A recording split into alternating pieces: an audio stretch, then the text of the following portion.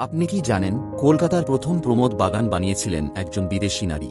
1800 শতকে botanical garden ছিল নদীর ওপারে গবেষণার জায়গা, পিকনিক বা হাঁটার নয়। তখন এপারের মানুষদের মনে একটাই আফসোস, এই কলকাতায় কি একটাও প্রমোদ বাগানও হবে না, যেখানে শহর একটু শ্বাস নেবে। ঠিক তখনই 1836 সালে লর্ড অকল্যান্ড এলেন কলকাতায়, আর সঙ্গে এলো দুই বোন, এমিলি আর ফ্যানি ইডেন।